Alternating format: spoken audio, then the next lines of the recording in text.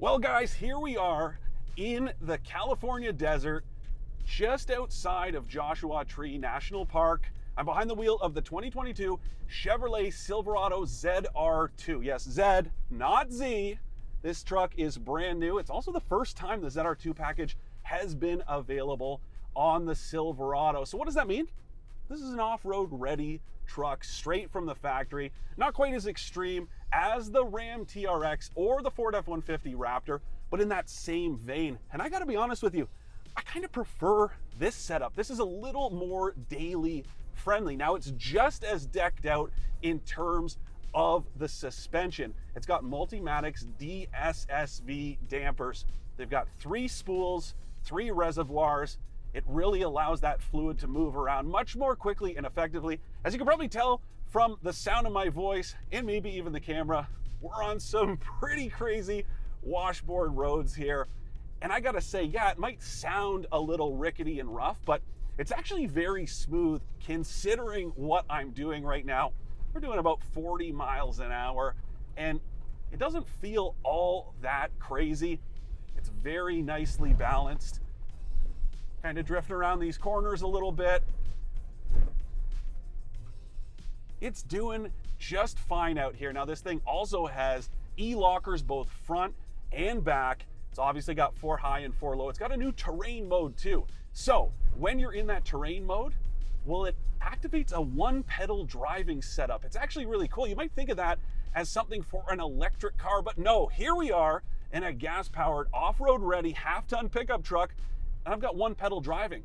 So whether I'm in high or low range gearing with the 4-wheel drive system, when I have that terrain mode engaged, it'll allow me to control the speed of the truck simply by lifting off the throttle. That is very cool. Think of it as kind of like crawl control, only it works whether you're climbing, descending, it doesn't matter what you're doing. Very neat. And then this thing does have GM 6.2 liter V8. It makes 420 horsepower and 460 pound-feet of torque. So no, it doesn't have the astronomical numbers of the TRX, but that is plenty, and it's all naturally aspirated, and it's all right there. As soon as you put your foot into it, this thing does have what it takes to keep up with just about anything you might be chasing out here in the desert. But again, it's also got a few tricks up its sleeve, especially because it's daily friendly.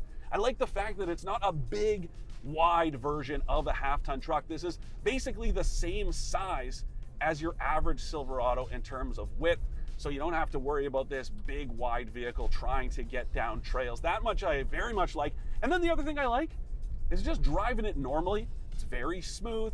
It rides like just about any other Silverado in the lineup. That is great to see too. And then, speaking of, well, this interior, it is new, and we can all thank the car gods for that because the last one, not so great. This one's got this massive touchscreen. It's got built-in Google Assistant, built-in Google Maps. Of course, it's got wireless Apple CarPlay and Android Auto. Just the layout in here, way better than before.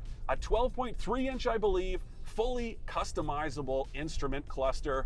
It's just great. Head and shoulders above the previous version of the Silverado. And that goes for almost the entire lineup. I think only the base truck still has the old interior. But I gotta say, I drove a high country yesterday. It's way nicer than before. It's maybe not quite as nice as a decked out Ram 1500, but it's pretty close. I do like this truck because it always had the fundamentals nailed. Ride quality was really good, powertrain's really good. It's a great truck overall. It just felt very dated compared to the F-150 or the Ram 1500.